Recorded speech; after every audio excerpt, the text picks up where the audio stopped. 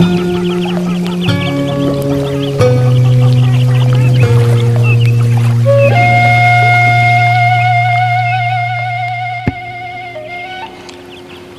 warahmatullahi wabarakatuh. Wilujeng patabang di pemirsa sareng sim kuring di channel Politikus Cilik. Anu didanaket ayeuna sim kuring baris medar carios babad Cihea.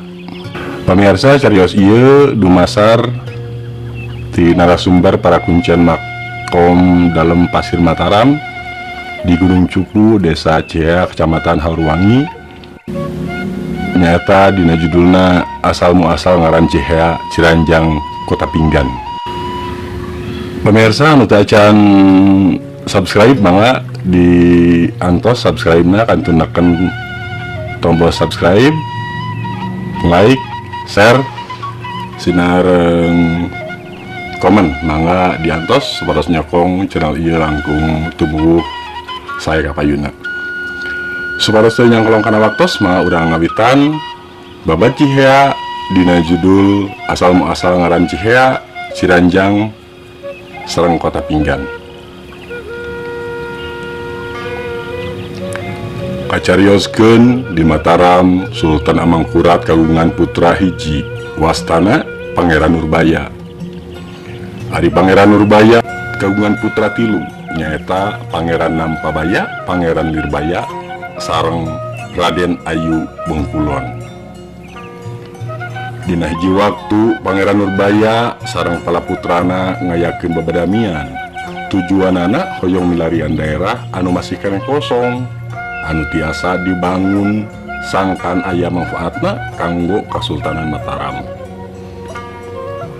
Dina babadamian eta sadayana sapu nugaskeun Pangeran Nampabaya kanggo milari eta daerah anyar tea. Di harita Pangeran Nampabaya sok disebat oge Pangeran Pelesiran. Kanggo ngalaksanakeun tugas Nampabaya disarengan ku punakawana nyaeta Nayakerta sareng Nayakerti, duanana sami jalmi bule.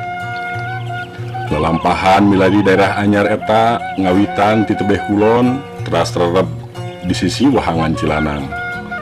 Tuluy ngaliwatan daerah Panyinangan nepi ka daerah Gunung Puncak Larang. Dina lampahana eta Pangeran Pelesiran ningali gunung anu euyeup di Gimbung Manuk Walet.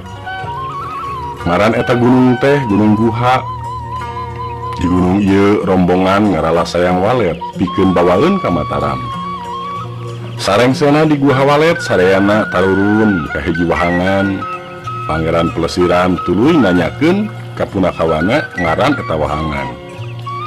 Cenah eta teh wahangan Cinungnang, kitu ceuk Nayakerta jeung Nayakerti.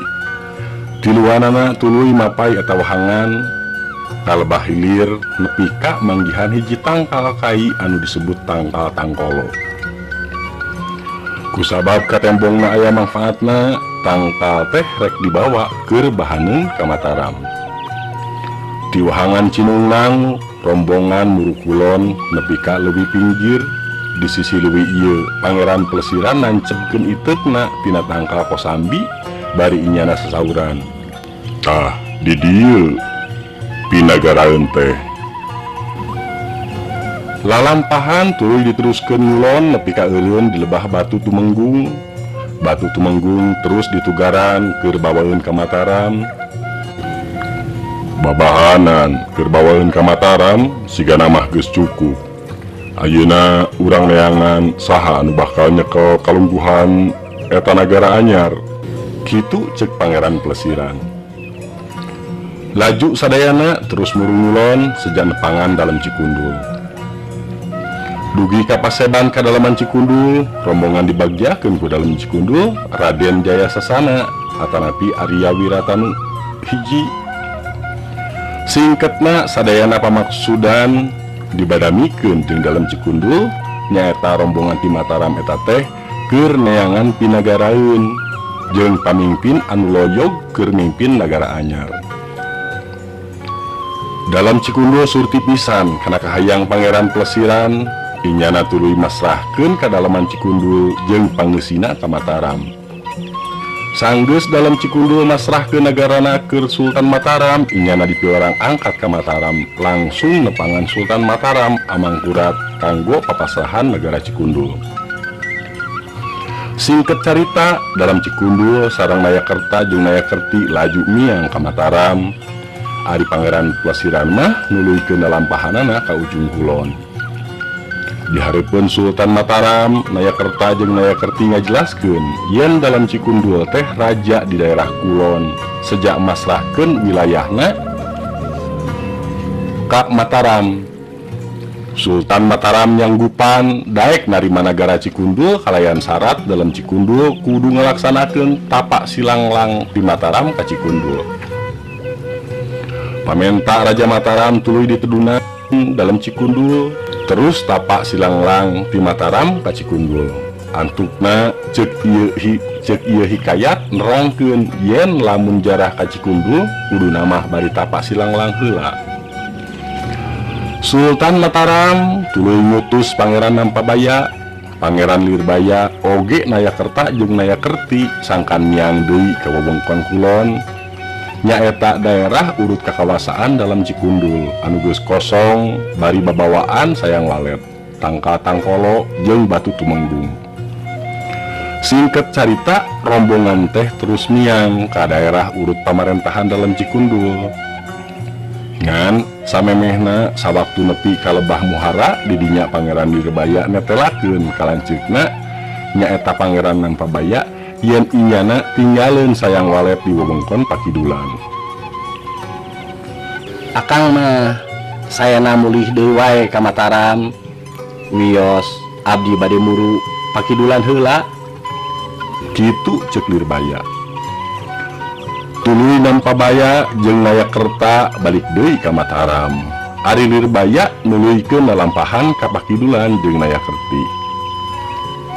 Di satengahing jalan, Pangeran Lirbaya kahujanan, tuluy nyuhan di lebah wewengkon Sindang Kolomot. Inyana tuluy hanjat ka lebah pasir di Cepetir.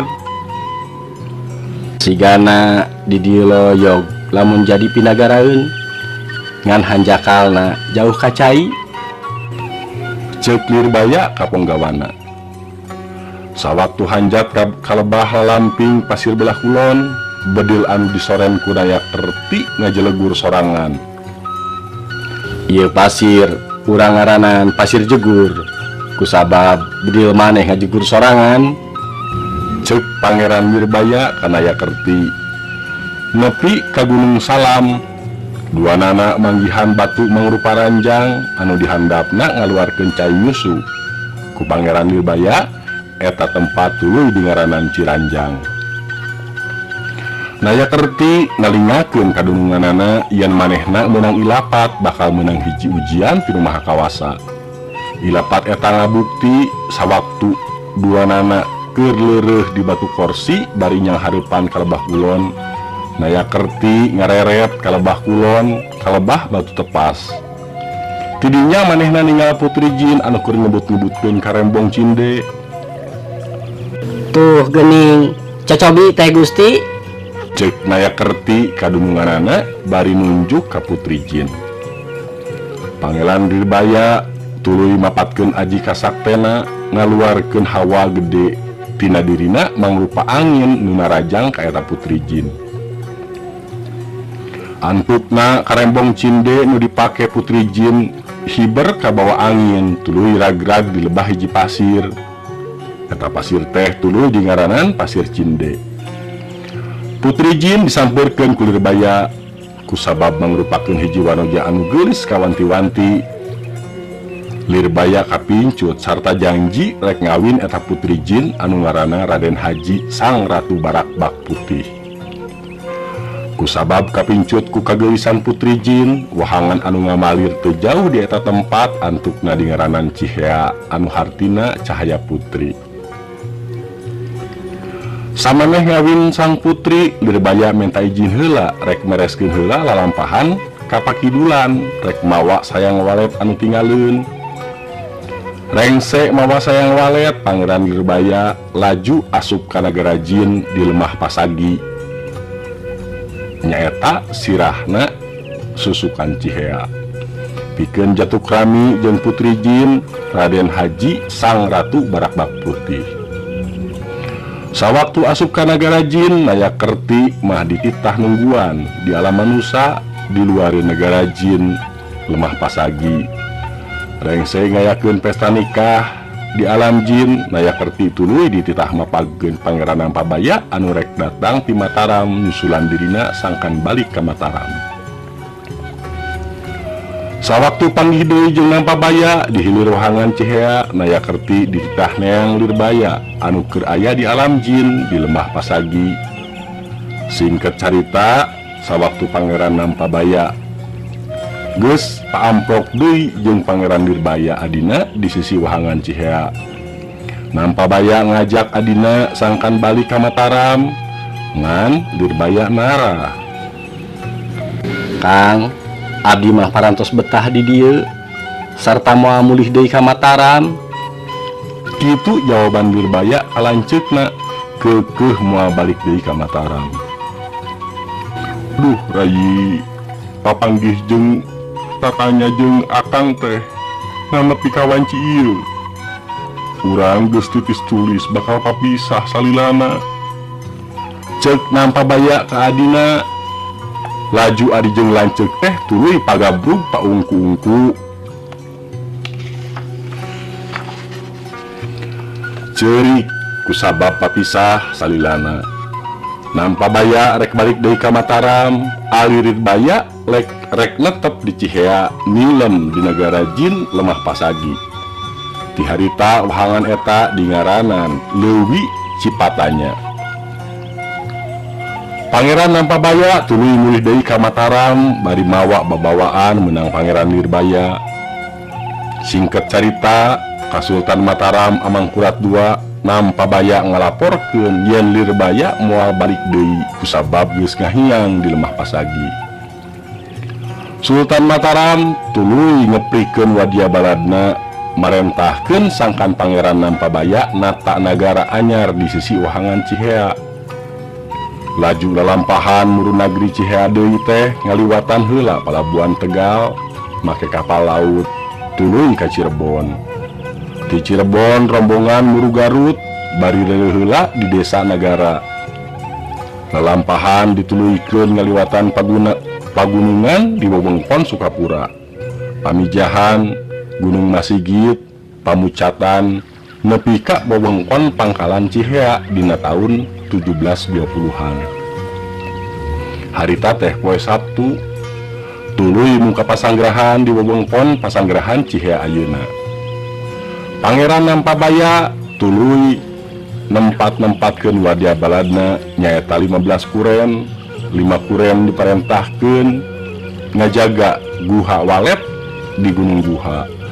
5 kuren ngajaga Tangkal Tangkolo. 5 kuren deui ngajaga Batu Tumenggung. Kabeh jumlahna aya 15 kuren. Nagara Cihea asal nama di sisi leuwih pinggir, mangkalan di daerah Cihea ayeuna, ari pendopona di daerah Pasanggrahan, samemeh beres pinagaraeun Pangeran Nampabaya ngangkat Bupati Cihea Munggaran nyaeta Raden Rangbaya putrana. Raden Rangbaya sanggeus jadi Bupati Cihea sok disebut Eyang Dalem Pasir. Hiji waktu kadalaman Cihea kadatangan tamu di Jakarta nyaeta Raden Candrayasa alias Sogol jeung anakna nyaeta Raden Candranata. Ku Nampabaya Raden Candranata ditikahkeun ka Raden Ayu Bengkulen. Dalem Pasir atawa Raden Rangbaya mimpin Cihea lilana 50 tahun. Puseur dayeuh tuluy dipindahkeun ka Lebah Batu Nunggul. Raden Rangbaya tuluy nilem di Cihea. Kalungguhan Bupati Cihea dipasrahkeun ka Raden Candranata. Sanggeus marentah sababaraha taun, Candranaya tuluy nilem. Kadienakeun sanggeus nilem inyana sok disebut Eyang Semarang. Kalungguhan Bupati Cihea tuluy dipasrahkeun ka Raden Binarang Yudakusuma. Ngan teu lila inyana oge tilem. Upeti kadalaman Cihea kungsi dipikeun ka kadalaman Bandung sedangkan wates Kabupaten Bandung jeung Kadalaman Cianjur dipisahkan ku Wahangan Cisokan. Pangna akhirna jadi bagian ti Kadalaman Cianjur cenah kusabab dalam Bandung eleh taruhan tina balap kuda jeung dalam Cianjur. Satuluyna kalungguhan Bupati Cihea dieusi ku Sekesler dalam Cikundul nyaeta Aum Habib. Ngan darajat pamerintahan Cihea geus teu jadi hiji kabupaten deui kusabab diturunkeun ngan satingkat cutak bagian tina pamerintahan Kadalaman Cianjur. Puseur dayeuhna oge dipindahkeun ka Ciranjang tuluy negeri Cihea diganti ngaranna jadi Nagara Kutapinggan. Dina keterangan sejenna ti mimiti tahun 1812 Ciranjang asup jadi bagian ti Kadalaman Cianjur, sedangkan Cihea ngan saukur jadi ngaran desa bagian ti Kecamatan Ciranjang. Ayeuna mah desa Cihea teh kaereh ka Kecamatan Haurwangi Kabupaten Cianjur. Samemehna kungsi asup kana bagian Kecamatan Bojong Picung. Silsilah dalam Pasir Mataram atanapi Raden Rangbaya Wastu Nagara. Rama ti Raja Kuntoro Majapahit Rangbaya bin Pangeran Nampabaya bin Pangeran Purbaya bin Prabu Kertawijaya bin Raden Suruh bin Raden Mundiwangi saibu sarama sareng Arya Banjaran Rayina. Arya Banjaran Rayina Raden Randu Kuning ti Mataram. Ti ibu Sayyidina Fatimah radhiyallahu an Imam Husain Sayyidina Fatimah ka Imam Sajjad Zainal Abidin radhiyallahu an ka Imam Jainal Alam ka Syekh Jumadil Kubro. Syekh Jumadil Kubro kagungan putra Sayyidina Husain kagungan putra Sayyid Muhammad Jumadil Kubro. Kagungan putra dua nyaeta Syekh Maulana Ishaq Wali Songo jeung Syekh Ibrahim Somarkondi. Syekh Samarkondi gaduh putra dua nyaeta Raja Pandito sareng Sunan Ampel. Sunan Ampel gaduh putra 7 nyaeta Siti Sariah, Siti Mutmainah, Siti Hafsah, Raden Makdum Ibrahim, Raden Kosim, Dewi Murtasiah, Dewi Murtasimah ngadahu ka Raden Hasan atanapi Raden Patah. Ieu silsilah katampi ti kuncen makam Haji Hairuman.